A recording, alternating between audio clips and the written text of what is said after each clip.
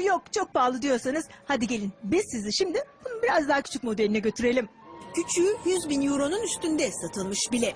Kavrayış ailesi tekneyi 13 yaşındaki oğulları Kaan için almış. Deniz sevgisi çok fazla Kaan'da. O aşıladı ama tabii ki bizim kontrolümüzde her şey gidecek. Rüyalarına giriyor muydu?